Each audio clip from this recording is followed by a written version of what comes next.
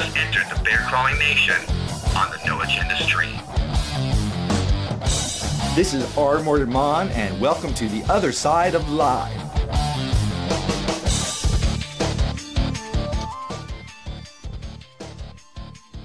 I'm R. Mordant. We are missing. No. I say no. I want my new intro. I want it to be, you've just entered the other side of life with LaLa Zigfreid, because I keep taking off every day, once a day, one show a month. That's what my new policy is. I don't know. Oh. We talked today. Hi. This is the other side of life, by the way. I am Charles McFall. With me tonight is the lovely LaLa Zigfreid. Thank you. It has been a weekend. Let me just tell you, it's been a rough road for me, and we're working on it. I'm trying. Bear with me. Sick bear. I was a very sick bear.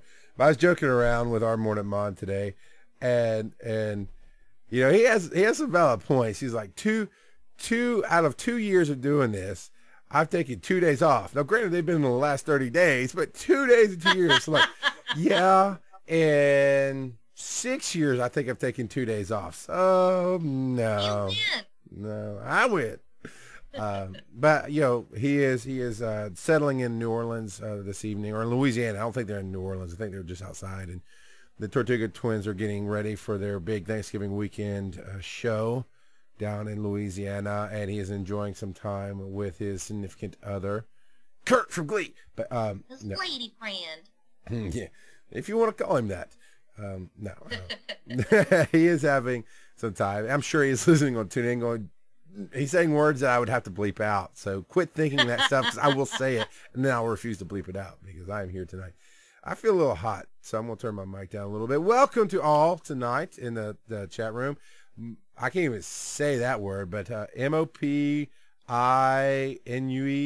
Mop I-N-U-E is in the room. LaLa Zigfreid, of course. Kimura Q is here, and we're hoping others will sign into the chat room. If you're listening, you can find us on, wait for it, the brand new theothersideoflive.com. We launched a couple days ago, and it is up and running, and it has got everything you could ever want in relation to the show there. You should check it out. I was going to say puppies, but that's not in relation to the show. No, not right now. No. It's got everything you want in relation to the show. Of course, you can listen live currently. Wherever you are listening, welcome. Hopefully, if you're in your car or you can't be by the internet, you are on your phone listening through TuneIn. That is my preferred app. I like using TuneIn to listen live. And that is No Agenda Global Radio. Tuned in to that channel on, what time is it? It is freaking 9 o'clock Eastern time, isn't it? So there you go. It is. But you can listen on the interwebs, theothersideoflive.com/NAS, which hopefully you had bookmarked. So when you clicked your bookmark tonight, you went, whoa, this is a whole new place to be. So that is the news for this week. How are you doing this evening, Miss LaLa? I'm doing well. I'm sleepy. But I think you win this round with your sickness the last few days. But you sound much better, and I'm glad for that. Good. I do. I feel better. I'm not 100%. I got last week we did the live meetup in North Carolina. I drove up to Charlotte to be in studio there at the beautiful Connecticut School of Broadcasting, and everybody said it's one of the best sounding shows ever. I'm like, yeah, because we're in a radio studio. It was pretty awesome, and that night, you know, we finished up. We got a little bit of a late dinner and got back to where we're staying. And about 3:30 in the morning, man, I just could not get comfortable. Ended up driving 4 hours home, crashing, you know, hard, and just ended up getting a stomach virus. You know, keep it short and sweet. And starting Sunday morning, I've been getting better. But man, I took I hadn't done this in a while, but I took a 5-hour energy so I could keep up, or even try to keep up with LaLa Zigfreid, because she's wild and crazy. I've been up since 4, so I don't think you'll have much catching up to worry about. But you're going to be all in tip-top shape for Thanksgiving coming up, right? I don't know. I get to work Thanksgiving, so that's good enough for me. As long as I can sit here and do my work. Do you get paid extra to work on Thanksgiving? I do not. Do you? Oh, yeah. Yeah, I Lucky. mean, I'm not one for family gatherings, and that is tonight's show, actually, where it's titled Family Matters. We're going to share 3 stories. The first story is going to be my brief history of my family, of obligation, of meeting up for the events. No, I honestly don't necessarily understand when you live next to your family, meeting up for the holidays and enforcing stuff that's just not feasible, but we'll get to that. So we're going to talk about my story, and then we're going to talk about LaLa's story. She has come out and said that she is a woman, and it shocked us all. It did. It shocked us. Who knew? Who knew? But no, she's adopted, and so we're going to talk about her experience with family, because even if you're not adopted, you may feel the way she feels. And so we're going to talk about that, and then we're talking about the third story about how we're taking all of it's about taking responsibility, because in the end story is going to be what we're doing in our own lives to change the future of our family gatherings. And at the end of each story, or in the midst of each story, we're not just going to talk about, oh, this is what we're going through. Do you identify?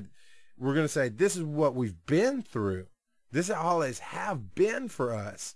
But here's what we're doing this week, because it is Thanksgiving week. If you're listening on the podcast in the year 2020, this is Thanksgiving week of 2012. And so, yeah, everybody has family stuff somewhere, or you're all alone. So maybe if you're alone, we're going to give you ideas to make your own family around you to help you out there. Absolutely. So it is all about family matters, but maybe in a different take than you're used to. It's not going to be, what are you thankful for? Because I'm thankful that you're not right here, so I don't punch you in the face. Yay. But no, I do. Yes, I get paid. I get paid a lot of money to work on the holidays themselves. And so I do. And my family is me, my wife, and my kids. We're different than most, but we'll get into that. But so you have to work this week, and you don't get, Minnesota doesn't have a holiday overtime law? Nothing that's like legally where they have to. It's a franchise business. It is up to the owner to do that, and he does not feel that is necessary. Excuse me. So he's lucky that I'm kind enough to do it just out of the goodness of my heart. Well, there you go. So maybe in your story you'll talk about why that you volunteer for that kind of thing, other than maybe you're that personality that I am, going, fine, nobody else will do it. I really hate, shutting things down and I've worked pretty much every holiday for the last many years. Christmas, Thanksgiving, all that stuff. And it's just kind of a regular day to me. So tips are a little bit better. So that's kind of, people feel kind of bad for you. So that helps. But here's a little talking point to throw you. This is, I want everybody to see why we bring LaLa on before I talk about her show. Why I choose her to talk to instead of the Jack Canfield. Jack Canfield keeps wanting to come on, but I'm like, dude, I don't know, man. All that chicken soup for the podcast stuff, that's you're just trying to create my style, baby. I don't know if I can have you on as a guest. So LaLa's cool. So, but well, thanks. I'm gonna throw this out to show people why we're on, because you're not prepared for this. It's this. Oh boy. We're going into crunch month. I don't like to call it super negative, but it's super busy. Starting this week, Thanksgiving week, for me, until the week of January 1st, and actually this year until the week after the 1st of January, because I'll be going to Vegas for the awards and all that. That's right. It's very busy. Now, I've worked at the mall. During this season, I've delivered pizzas. I've worked on the ambulance during the Christmas season. Oh, you work in a pot farm or something, right? What do you work at? It's in a way, it's an addiction for people, indeed. Coffee shop. Coffee, that's right. But you service the public during the holiday times. How do you keep from hating the holidays while servicing people during this time? That's a good question. I wasn't ready for that. And you've got 2 minutes. I think a big part of it is I dislike the holidays a lot for many reasons, but one main thing is just how people get, and there's this just stress level, and people are tight on money and tight on time, and it's hard for a lot of people. And while that's my least favorite thing, and it does make me I do have sort of a bah humbug type mentality, but I try, while I joke about it and stuff, I try to keep it to a minimum. And for me, it's like I try to go in and I try to be positive and be one of those people that is balancing out the like chaos a little bit. And, you know, just going in the shop and being nice and friendly and wishing people a good day and, you know, maybe doing a little bit to try to take some of that stress off of people, even if just for a moment, to give them a smile or whatever, you know, throw them a refill for free just to say happy holidays or whatever. And just to try to ease it, you know, so while I'm stressed out by it, I want to still be putting positive stuff out in the hopes that that'll come back to me. Do you know what I mean? Yeah, absolutely. God, I could have used some of that advice back. I worked Walmart. Okay, I worked Walmart during the Tickle Me Elmo days in the toy department. I worked the mall at Chick-fil-A, which many people don't know what that is, but it's in the South, it's very prevalent, and there are locations throughout the nation. Well, you know what it is now. The Chick-fil-A is the gay haters, apparently. That's all they are. But no, let me tell you, they make some good chicken. Anyway, I worked there in a mall at Christmas where people are shopping, and man, it's just evil and carnate. And then, of course, Muzak. Muzak is of the devil. That's M-U-Z-A-K. It's where they take regular music, and to get around copyright license, they murder it. and oh, it's horrible. And yeah, I gained a very big distaste for the season at the time. And then growing up in the church and seeing people basically lie to themselves. So now, honestly, what I do is I focus on what I find positive out of it. And yes, our Mordant Mon, as you're listening, no, I will not discuss this with you because I do not want to hear, oh, I told you so, because that's not allowed on this show. Because last year we had this discussion. I'm like, this is why I don't like it. This is where I think it brings out the worst in people. Let things go. Where's the peace and joy you preach about? And now I say preach, I mean it's all across the TV. I don't mean just in church. I mean, you know, everything's all, that's the season of giving, blah, blah, blah, blah, blah. But people hate each other during this time. Right. And it's people fight that war. It's Christmas. No, it's the holidays. Don't make me, oh. You know, I would say Jesus Christ, but I think right now he's crying about it all anyway. He probably is. So, I don't think he thinks it too much. But what my wife and I have found for each other is we did get really burned with family, with holidays. But what we have done is focused on the joy we can give to each other and to our kids. And as of last night, we've gotten a lot of what we needed taken care of.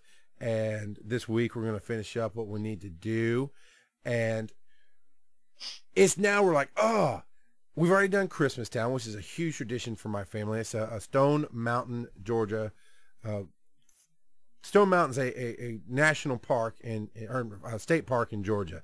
And every year they do things to get more people to come in. It's themed, and they do Christmas. They don't call it Christmas Town. They call it Stone Mountain Christmas. I'm like, that's retarded, because they build a whole town, and there's literally like 2 million lights in this thing. It's gorgeous. They have the snow angel. The pictures look pretty rad. I was very jealous. Oh, and you haven't even seen the good ones from the good camera, but yes, it's cool. I love it, and our family's done it for years now, and we've done that this year already. And we've had the joy there. We're looking forward to Christmas morning when the kids get to enjoy their gifts. And as parents, we get to see what the other parents helped the kids get the parent. So it's not just like, here, kids, go to the dollar store and get something for dad. It's, you know, right. there's a guided process, but they get to pick it out. And so that's what we do. And of course, now I don't work in the public, so that really helps a lot, I think. Right. But that's what I've done. So well, and I think that's great. I think you're lucky because you have the kids to help you focus, like you said, on the joy of showing them what the holiday season is supposed to be about. And, you know, I think it's important for you guys to sort of contain the stress and, you know, and sort of hide it from them so that they don't build that same resentment, if you will. Yeah. It's important to, I mean, those little memories and those little traditions are such a building block, I think, for how you see it in the future. And, you know, so I think you're very lucky to have the kids to focus on that. Since I don't have kids myself, I definitely use, like, my friends' kids and their sort of wonderment with this time of year and getting excited about giving them their gifts and watching them open them and get excited. And I tell all my friends to definitely record Christmas morning. Since I don't get to experience that, I'm kind of jealous of people who have that, who get to sit down with their kids and watch them freak out about Santa eating the cookies and, what's under the tree, and you sleep and there's nothing. You wake up and it's just piled. I think that's so important. And I'm kind of jealous of you guys for it. It's like the one of the few times I'm like, I wish I had kids. Well, you're always welcome next year to fly down and go with us. Bring the boy. It'll be fun. And we're kind of going backwards because we're definitely going to still end up with what we're doing to change our futures. And right. It's not a bad place to start because it shows you we are looking for the positive. We're not, some of the stories we're going to get into are really kind of, they bring out some bad feelings, sure. They're going to touch, okay, come on, let's be honest. It is the holidays. This is when your family crap, your issues, your whatever is at its worst. Okay? It just is. It's the busiest time of the year. We've been, honestly, to a point, tricked into the Hallmark holidays to think that we have to do so much stuff and it's so important that, oh my God, if you miss it, Obama's going to get reelected. Oh, it's too late. Sorry. So, I'm just saying we have to take it back. That's all I've ever said about things. And now I'm actually starting to own it. Take it back. Make it your own. And you don't have to stay this busy. So we're going to talk about some things that, we'll touch on issues. We'll bring home some negative points to your life, or we'll bring up some dark places possibly in your life. But we're just showing that we're going to bring you to the light. We're going to bring you to the positive. So let's go ahead and get started with that. I guess we'll go ahead. It's a coin toss. It doesn't have to be in any particular order. Would you like to start with your story and go into mine, or start with my story and go into yours? I'm interested about yours because I know yours is coming up tomorrow. That's right. Tomorrow I am going to see my parents. So how are you feeling about that whole thing coming tomorrow? I'm good. I'm good. This will be the first time I've done a holiday with my parents in 3 years, I do believe. Wow. So, and do they live nearby you, or do you have to travel a ways? No, they live 45 minutes or an hour from my house, something like that. That's not too bad. I think, a lot of people have to travel hours and flights and, all those things. So at least it's only an hour. Yeah, now this has definitely been based in interpersonal issues, and I'm going to try to keep it short enough to give you enough of an idea without getting bogged down in it. But growing up, it was my mom, my dad, me, and my sister. And our extended family lived hours away. My grandparents were 9 hours away in either direction. The closest at some point, the closest my cousins lived, my mom's brother, was 6 hours away. And that's the thing. Neither one of them were really all that close with their families. My parents being, that they wanted to go and spend the holidays with them. It wasn't like that in our house. And yet somehow they're trying to make a tradition where they were obligating us to come in. This is how we do it every year.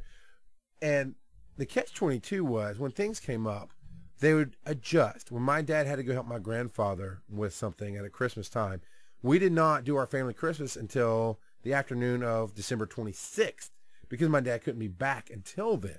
But it was one of those things. We did it, and nobody minded. I remember this because I was older. My sister was older, and we're all like, no, that's cool. He's helping Grandpa. It's not about the day. It really isn't. The day is arbitrary because there is no scientific proof that December 25th is when Jesus was born. Right. It's an arbitrary day on an arbitrary calendar. You check with the Mayans, they'll tell you. So, it's when society as a whole chooses to celebrate it. But it's really not about the day, is it? It's supposed to be about family time, about however you choose. If you choose to go the Christian route and worship Jesus and learn about the birth, that's great. If you choose to go Catholic and do the midnight mass, that's fine. If you're Jewish and do the Hanukkah, I'm leaving the other one out. Kwanzaa? Thank you, Kwanzaa. If you choose to do Kwanzaa, and I'm not that familiar with it, so I was gonna make a joke, but I thought it sounded insensitive. I don't want to be insensitive, so. However you celebrate, or you choose not to celebrate, cool, because that's honestly what it's supposed to be about. So I grew up with, this is how we do it, and I thought, our family's so great. Sometimes when we got older, we're like, you know what, tomorrow I'd like to sleep in. I don't want to get up at 5, 6, 7, 8 in the morning and do all that. So how about we would do dinner on Christmas Eve? And I don't remember if I think I was old enough to drive at that point, but I may have brought it up, and my sister may have brought it up, but somebody said, hey, we're all older now. It's all about being together. Nobody likes to wake up in our family. Why don't we do Christmas tonight and be done with it? And then tomorrow we wake up and we'll have around, brunch to lunchtime, we'll have a big meal like we normally do. But we don't have to worry about getting up doing presents and all that. And everybody thought it was great. Flexible. Until I get engaged. The moment I get engaged, I get in this drop-down, knockout fight with my mom. Because all of a sudden, if I'm not there Christmas morning to be with them, I'm not a part of their family and I'm abandoning them. Right. And that did not go very well. And there were years we fought. Now, at the time that I met my wife, she literally had a rigid structure for her entire life. As long as she can remember, they got up Christmas morning at the crack of dawn. They went to Waffle House. They came back. They opened presents at her mom's house, basically. Of course, that's where she lived. They lived there. And then they went to, in the afternoon, or no, Christmas Eve, they went to some friend's house. In the morning, they got up for Waffle House, and then they did their family Christmas. Christmas night, everybody went to the patriarch's house, the one grandfather's house. And that's where they did Christmas that night. And that's how it was for, at the time that I got engaged to her, 18 years. That for 18 years, she had known that in her life. Right. And it was that thing of, if you don't, because people had not shown up at different years. And there were times when certain family members you didn't show up, we don't talk to you for a year. I mean, it was strict, it was rigid, it was bad. Mm-hmm. So when my wife, well, my fiance at the time, and I were talking about it, I was like, no, my family's cool, because it's all about just being together. We really just, yes, they want you there, and we'll do Christmas Eve. They'll be cool. And when I told my mom, hey, it'll be Christmas Eve, we'll be together, she lost it on me. And talk about, the Matrix, where all of a sudden you're out of it and everything's black and you're in this cold water and you're going, how the hell did I get here? That's where I was. And so then it was a lie. So what it felt like, the whole thing that you always taught me was a lie, and it fell apart and it became obligation. And that's all my wife knew was obligation. I'm like, that's I was not going to what ask it's about that. Did you feel that as though, I think the word tradition can easily be seen as obligation. If you're not careful, it can be moved into that. Yeah, agreed. So, Agreed. But see, I still can't look back in my life and see a tradition in our family other than, we just did stuff together. We were together on Christmas Eve, or we were together on Christmas Day, or like I said, there's that year we did it day after Christmas because it was all about being together. Sure. I thought that was our tradition, and it was like, everything's cool. And man, it was. And so we had to trade off years. And for the first, we were married 5 years before we had my son. That's about right. And then 4 years into his life. So for the first 9 years of our marriage, we didn't do our own Christmas at all. It was, okay, we're going to have to go to Athens on this day and see these parents because we're making everybody else happy. And things have slowly started to change. And there was one year that really ruined it for me. And this was leading up to the 2-year no speaking, we don't see each other, leave me alone thing. And this was only a tiny part of it. There was one year we went to Christmas, and my son was old enough to know what was going on. And they said, come celebrate with us. That's what they said. We came. We brought all our presents.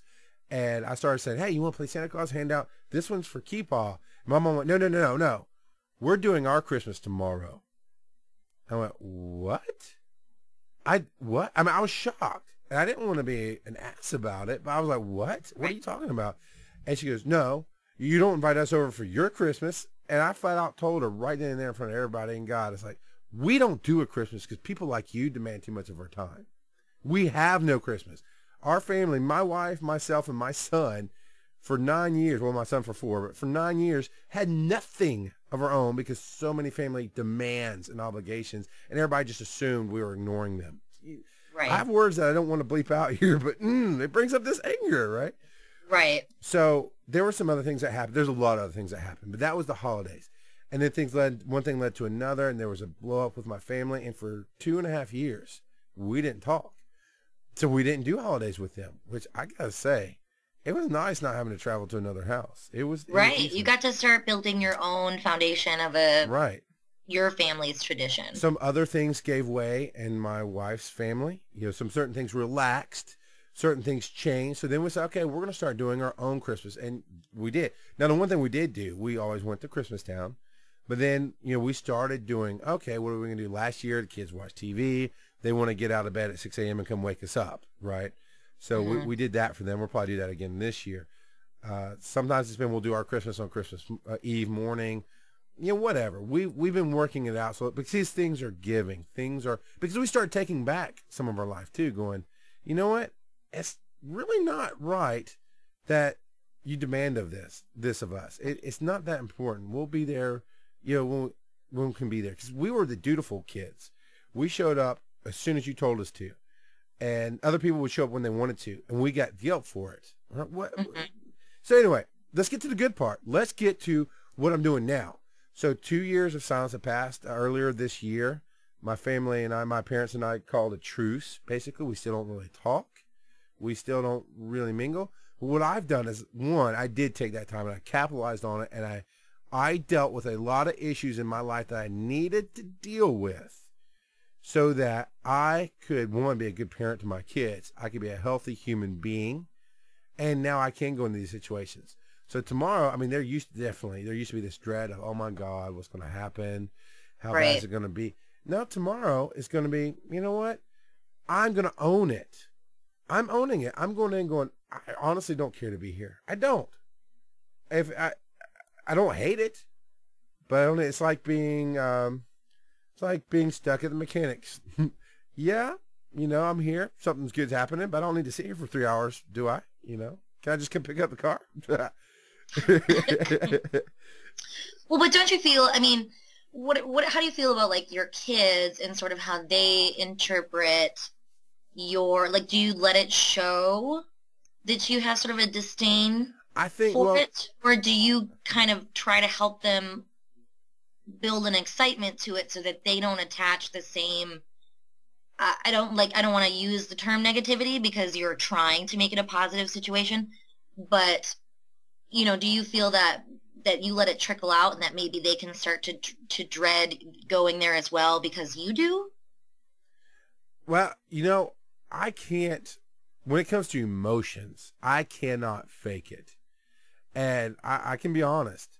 There are times leading up into the morning, I'm putting on my tennis shoes. I remember this moment very clearly. I'm putting on my shoes because we're going to my parents' house. And my kid did something so insignificant. I don't remember what it was, but it was insignificant. And I blew up on him like nobody's business. And I would get stressed and I would get dark. And yeah, so no, they knew Daddy going to grandparents' house is not a good thing. That was. But before. Do you think then they in turn, it's not, after time, it's not Daddy doesn't want to go, it's we don't want to go. Well, I don't know. That might be, but what we did was, luckily, my daughter was too young to really remember when we had that 2-year break. My son did, and I've worked with him. I've talked to him. And I dealt with myself. So now going is nothing like that. Now, I'm indifferent, but I own it. My wife likes family stuff. She still feels a sense of obligation, and we're going to get into what we're going to do for ourselves at the end of the show. So she would hate to not go just because it's family. My kids, of course, it's another time to be with them. It's presents, it's whatever. They want to go. So I am going because of their excitement and because I don't want to be separated from my family all the time. Just because honestly, it's my issue. I'm not gonna say it's my problem because I don't think it's a problem. I think there's other things deeper than going on, but it is definitely my issue, not theirs. So exactly. I can't necessarily answer your question, but what I am saying is I see the question. I've asked it myself. And I'm trying not to put my issues on them. I grew up in the church, and there were so many wives who brought their kids to church, and the dad was at home, and he didn't have anything to do with the church. And my parents made a big deal. The church made a big deal. The wives made a big deal. And we'll pray for your husband. And I've grown up going, okay, there's two things there. One, let's leave it alone. Maybe that's a good reason not to come. But two, I don't want to be that guy that, well, Daddy, why aren't you coming? I like this. I want to share my joy with you. Why aren't you there? I didn't want to be that dad. Right. So, yeah, going into tomorrow, we're going to go tomorrow's Thanksgiving, of course, and I'm relating it more to Christmas, but they want to be there tomorrow. They want to go. And so what I presented to my mom was look, this is what we said to all the family, and my wife started this, is I get paid a lot of money to work the holidays. A lot of money to work the holiday. Money that your issues can't touch, you know? Right. So here's what we have available. If you'd like to see me, I'll be more than happy to drive to your house. You don't have to leave. I'll come to you, but it's going to have to be on Wednesday before Thanksgiving. And she was okay with that. And so, yeah, going into tomorrow, it's going to be fun. They're going to enjoy it. It's Thanksgiving. We're going to have fun with it. That's what I'm doing. I think that's great. I think it's good that you're trying to focus on, you know, enjoying yourself. I think too, I'm a big, and you guys have talked about this as well, but when you go into a situation expecting it to be bad, the chances are better that it will be bad, or that you know things won't be, but you're going to be focusing on those little things and turning it into maybe something that it's not, because you've already established for yourself, oh, this is going to suck. So you get there, and really it's not that bad, but you're just kind of sitting there stewing about how badly you don't want to be there. And by the end of the day, you're not feeling good about it. Right. And you might as well not be there. You go into this situation and you're like, okay, like, so maybe this isn't the exact situation that I want to find myself in today, but I'm going to make the absolute best of this, and I'm going to show up, and I'm going to have a smile on my face, and I'm going to hug people, and I'm going to just try to enjoy it. And by the end of it, you know, while it still wasn't maybe the best, your most, you know, your first choice, it at least wasn't a complete, like, suffering situation. Right. And let me give the audience a good takeaway on this, because this is something I've realized, is, one, understand that everything is your issue. Everything. Because the only thing you can change in your life is you and how you deal with things. So own that. And once I did, you know, there was don't tolerate, don't bury, don't drink it away. I mean, okay, that can be fun, but it's not healthy. Right. You know, own it. At the time, the drinking situations have a tendency to escalate the negativity as well. True. So yeah. Don't dread it, own it, because what I realized, my mother actually came from my son's first birthday party a couple weeks ago, and I was always like, hey, how's it going? You know, I didn't feel the dread. I didn't feel the, mom's here, you know, what's going to happen. I didn't feel any of that, and she still kind of felt uneasy to me being there, but I was like, you know, this is my house. I never want to feel uncomfortable in my house again. But I said, so that doesn't mean don't invite certain people. Well, there are certain people who don't come here, but that's neither here nor there. But I owned it. It's like, you know, people say it all the time, you're better than that. Well, what I really figured out was I am better than that. I said, I don't need their issues to ruin my experience. Right. And I've seen people like that in my life and didn't know how to get there. But the steps I took was I just started owning my issues and started dealing with them and going into a situation going, I know I'm going to be there. I'm going to make sure I don't hate it. That's where you start. I'm just going to make sure I don't dread it. I don't hate it. I'm not negative about it. And eventually you'll get to where, hey, this is okay. You know, and that's funny because that kind of leads into my situation where what we do in my family, we have a relatively, I guess I shouldn't say large, because I think some people have like way bigger families than we do, because my dad has no siblings. So, you know, there's really nobody on his side. But then my mom, she's got 4 brothers and sisters, and then they have kids, and then now they're starting to have kids. So we're starting to get like the next generation even into our family. And so what we do is, because it is hard for some people, you don't want to double book, and, you know, Thanksgiving Day is tough because when you have so many families and, you know, husbands' families to go to and all this stuff.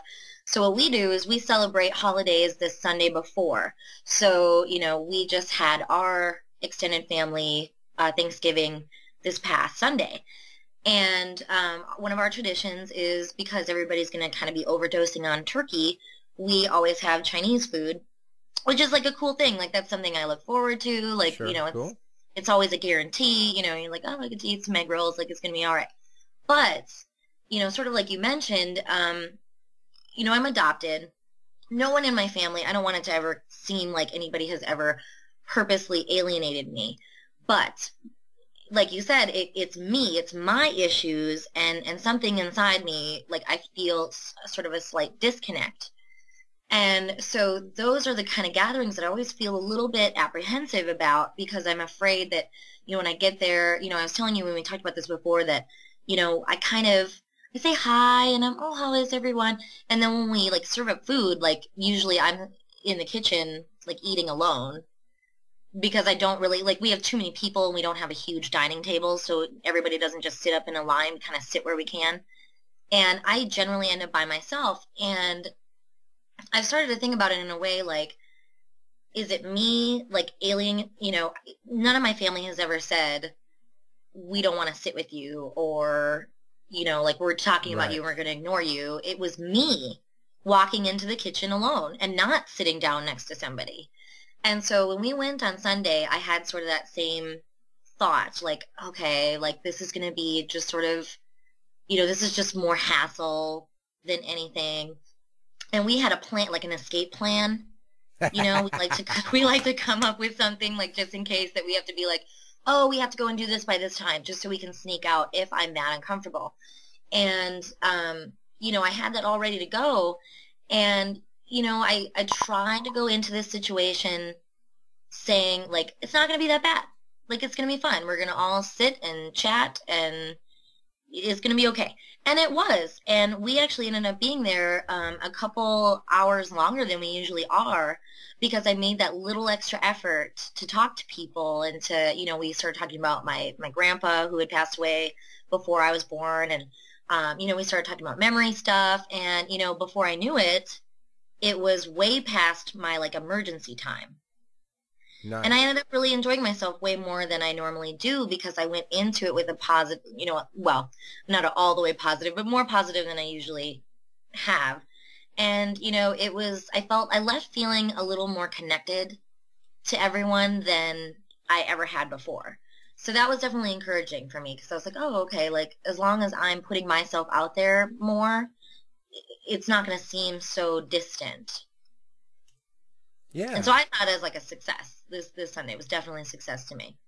So you did start owning it. You did start going in going, you know what, I'm going to try and put myself out there. And it worked out well for you. It did, yeah. And, and it's helpful because we, up until this year and like the past Thanksgiving, all the kids, like little kids, were pretty much like grown up. So we didn't have a lot of children running around or whatever. But lately, like I said, the new generations have started. We've got all these like little children around. And me, I joke about how like kids like freak me out. And, I'm like, oh, I hate kids. Really, I don't hate them. But I definitely have an awkwardness around them. Like I'm never quite sure how to talk to them. And instead of worrying about like, is this little kid going to like me? I spent time with those little kids. I fed them candy and played sort of the auntie game and, here's some toys you're not supposed to have. And, and I think engaging with the little kids helped me engage with the adults a little bit better. Sure. And so it was really just about me, like, I guess, I know you don't like this, but the whole fake it till you make it. I was faking that. I was like, these kids are great and I'm loving this. And an hour later, I realized I was. There you go. No, that's fine. It just doesn't work for me. And I definitely have, yes, caveats aside, I'm glad it worked for you and that worked out. Now, you were telling me you have a huge family. That's why you start on Sunday. Mm-hmm. And what else, what other houses do you have to hit and what kind of time frame? We definitely, we do the boys' family, and they have a large Russian family. And for a while, we were trying to do the 2 Thanksgivings where we would go to his family's place and then to my family. And I always felt really bad because we'd go there and his grandmother, she's a Russian Jewish lady, so, eat, eat, eat, eat, eat, eat. That's all she would say to me. And so, like, to not make her mad at me, eat there. And then we get to my mom's and she makes fantastic food and I'm like, oh my gosh, like I'm not even hungry. And then she's feeling, like I can tell she's disappointed and, and so it was just too much to do in one day. And so now we go to the boys on Thanksgiving and, my mom has been a real sport about it and has made the compromise that, we come over the Sunday after, and that's when we do our small setting. So it's just my dad, my mom, myself, and the boy, and it's just like a smaller, more intimate, type setting. Okay. And it's good. I feel like I have sort of the even keel over the week. We have the big family thing Sunday, we have the Russian, crazy thing, and then, with the drinking and all that stuff, which I have no people in my family that drink. It's almost kind of hard because I'm there and I'm like, where's the beers at? You know? But nobody in my family drinks, so we don't do that. But then I go to the Russian thing and it's vodka and wine and, you know, get a little bit rosy cheeked and have a good time. Yeah. And then I have that nice, like, quiet, sort of quintessential, you know, intimate family time that following Sunday. So I can tell you by the end of the week, Thanksgiving week, I'm usually like 10 pounds heavier, but I'm okay with it. It's worth it. Good. Now, if you can give one good piece of advice for how you handled your situation for our listeners, what's the takeaway from your story? What's that? I'm sorry.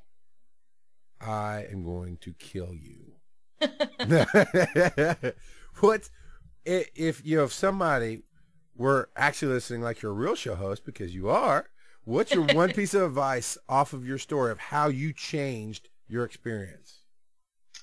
It was just you know, the same stuff I've been working on with every other aspect of my life, and that's just trying to take the things that I make into these big deals and blowing stuff up out of proportion in my head and focusing on all these like little negative things.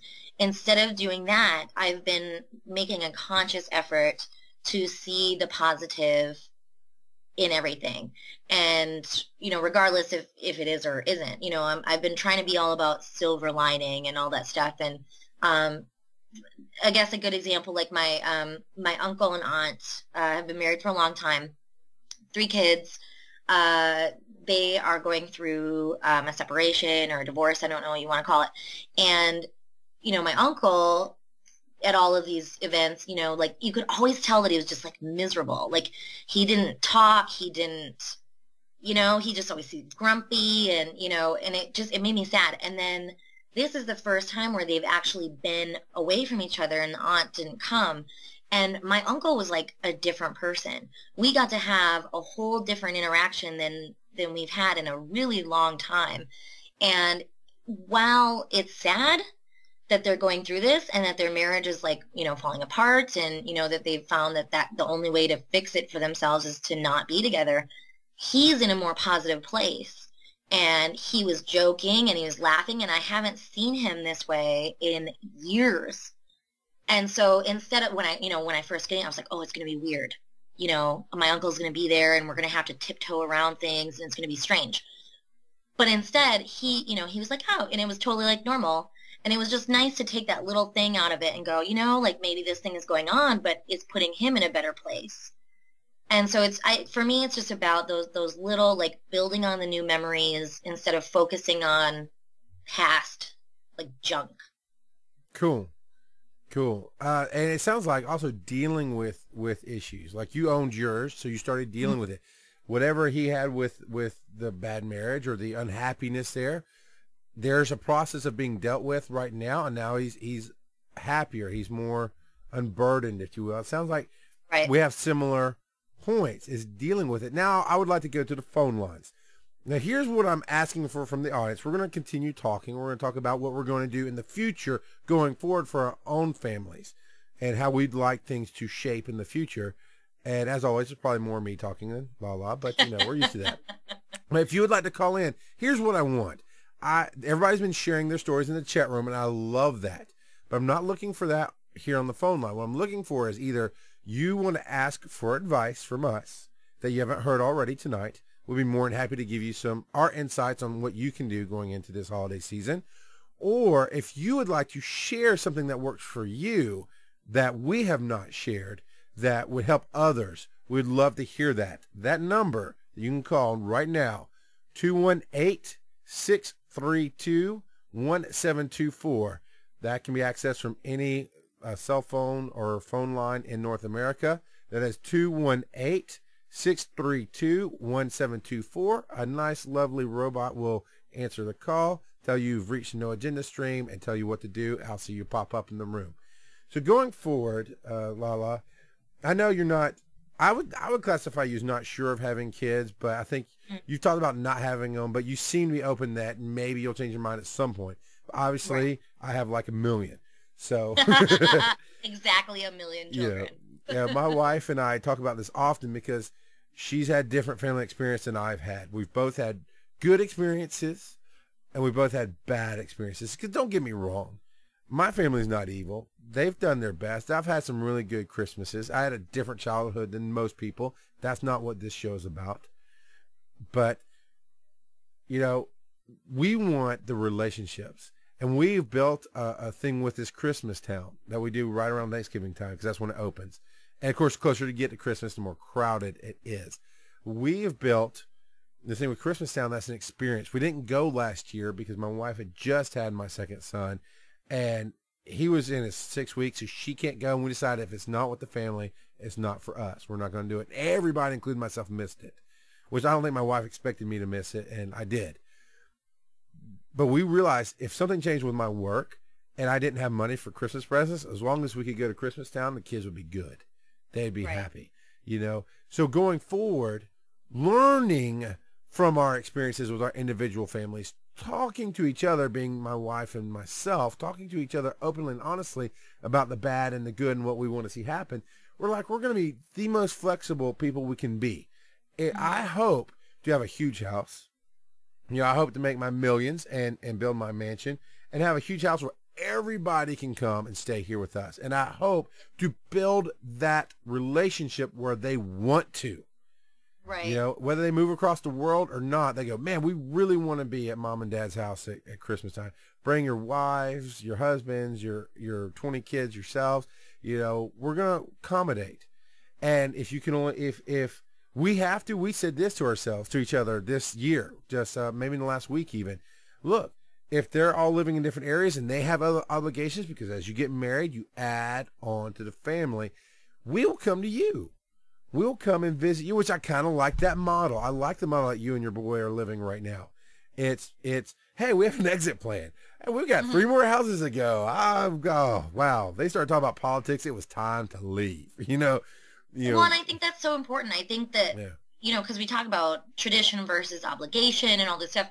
And I think it's so important to let yourself know that, you know, while seeing your family and all that stuff is important, you know, just for the bonding and the season, and they, you know, whether they want to see you more than you want to see them or whatever, you know, you're not, you know, bound by contract to spend any certain amount of time anywhere. So, you know, okay, it's a little tougher for you because you have to drive much longer, but no one, you know, if you can find a way to politely excuse yourself from a situation because you feel that you need to, like, that is okay. And I think that that is, you know, there's that guilt that gets sort of added, and that's not what spending time with your family should be about. It shouldn't be, oh, I feel guilty, so I need to be here for 6 hours.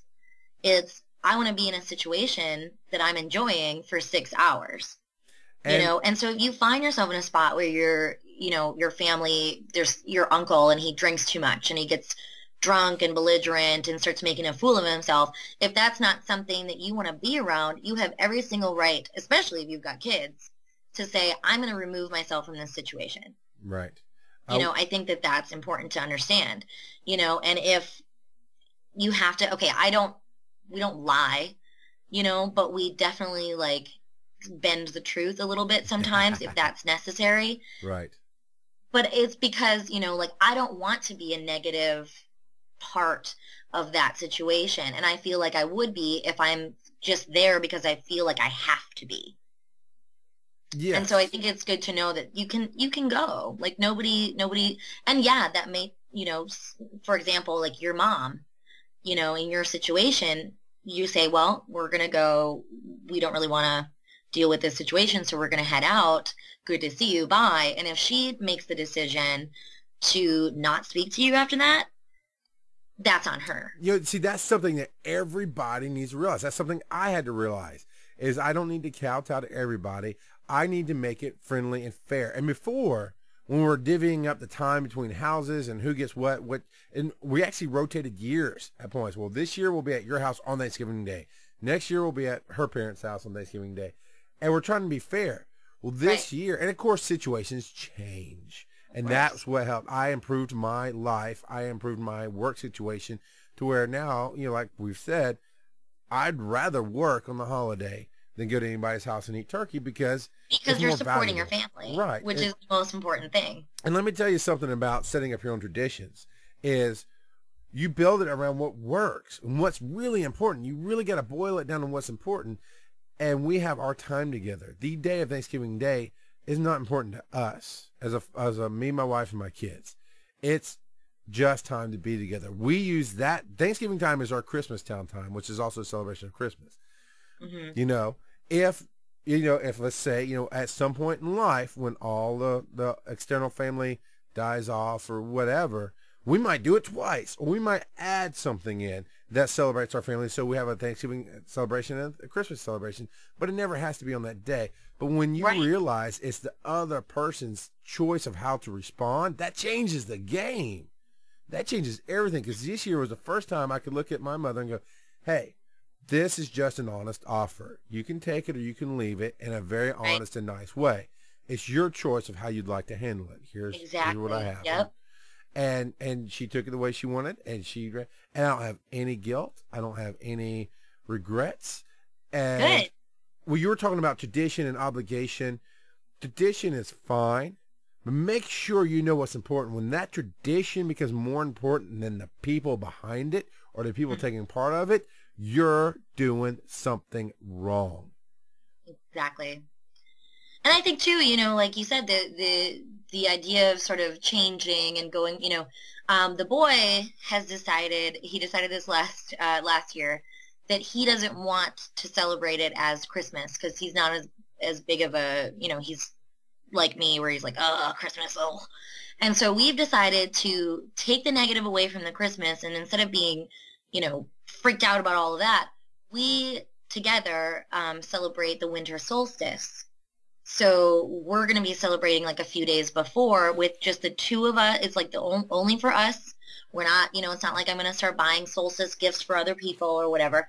It's just something for just the two of us to share together, to sort of remove ourselves from all the outside stuff. And while I sort of fought it at first, and I was like, well, it's so different. I'm not used to that. I'm used to Christmas and Christmas Eve. I don't know if I can do that. I was like, well, you know what? This is something that he wants. And if I'm in this, relationship with him, it's good for me to sort of meet him in the middle and everything. And he goes with me. We have something kind of like Christmas Town. Macy's does the 8th floor. I don't know what you want to call it. It's sort of this little mini, they bring like a story to life, whether it's Peter Pan or Cinderella. And it's just this little thing that you walk through, and it's, little dioramas, and they move, and there's a story. And, and I did that with my parents growing up every year. And so when we started dating, I was like, we have to do this, we have to do this. And I make him do it every year, and he's not super fond of it, but he does it because he knows that I enjoy it. And so I've decided, like, okay, like, if you want to do solstice, we can do solstice. And who knows, say 20 years from now, it could be like we could have kids, and our kids could be celebrating that and taking that thing and making it their own in their own way. And so I like the idea that there isn't this tiny little box that we have to fit ourselves into just because it's the holidays and because that's what people expect. Yeah. It's your life and your choice to celebrate how you want to. And like you said, it's about who you're with and what you're doing, and if it means something to you. It doesn't matter what it is you're doing, just that it warms your heart, for lack of a, not to get cheesy. I think you bring up a good point about owning something. As a human being, you need to feel control. You need to own something, whether it's what you bring every year or that, this year I'm just not going to go. I'm kind of putting my foot down. You need to own something, because you should never be somewhere out of guilt or obligation, in my opinion, because that takes away any possibility of enjoyment and connection. Exactly. That's why the genuine side of everything, I think, is removed when it's an obligation or you feel like you have to do that. And so then it somehow adds that little negativity to it, and then that builds over the years. And that, that just makes for a non-enjoyable time of year that's already stressful enough. Oh my gosh. Did it scare you? I'm gonna start working on my Java laugh so I can do one even better. There you go. I love in the chat room, everybody's comparing sizes of the family, and they're all huge, and like 35 to 40 people. Like, my family was big, but it's not. Okay, let me tell you something. For the majority of my life, in fact, until I met my wife, my holidays consisted of 4 people. Every once in a while, you get a stray grandparent wandering in off the street, and you take them in for a day, and that made like 6 people. That's it. That is it. And everybody's talking about 35 to 40 people, 100 people. Like, when I met my wife's family and 40 people crowded into that little house, I was like, nope, gotta go. Can't be here. It's freaking me out, man. You know, it's, I'm telling you.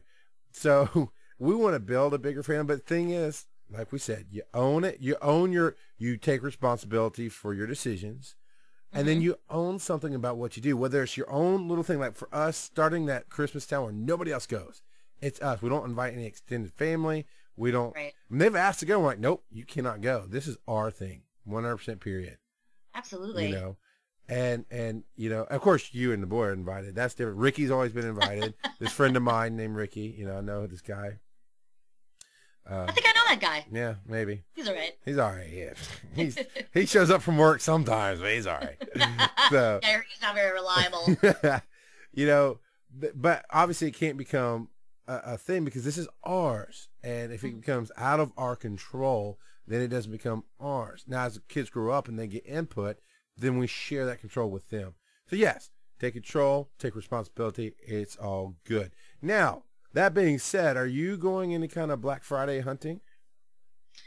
I am thinking about crossing the Target picket lines and hitting them up at midnight because they got some cheap scarves. And I'm like, Christmas gifts, y'all. So I don't know. I'm thinking about it since they're opening a little bit. I've done it a couple years past where I'm out at 4 in the morning and doing the whole thing. Luckily, I don't do like the Best Buy stuff. I'm never shopping for TVs or anything electronic. Right. So I don't have to deal with like, you know, crazy people like punching each other in the face for a $300 40-inch, you know. Right. But I like to get, you know, Old Navy might have a little something, but it's a good way to get like those. I don't even know who I'm shopping for half the time. I just sort of scoop up some things that I think are nice and that are, you know, affordable, and I put them in a bag. And then if I come down to crunch time and I'm like, what am I going to do for this person? I have sort of a little grab bag so that I at least have something to give them that's like, you know, I think about you and I care about you, and, you know, here's this. So I might do that. Are you going to do anything like that? Yeah, normally. Video game stuff? Yeah, normally I'm not in the market for for electronics. That's what they do. Black Friday is turned into TVs and computers. That's what they put on there. Right. And so we're not in the market for any of that stuff. But we always look at the papers and see what's tempting. And for the most part, I'm not getting up at 4 in the morning. I did that one year. It was fun. It was just me and my wife. We had no other real responsibilities. I was off that Friday. So we stayed up all night and went out there. It was fun. I'm not doing that anymore. I've got responsibilities. I don't care. Right.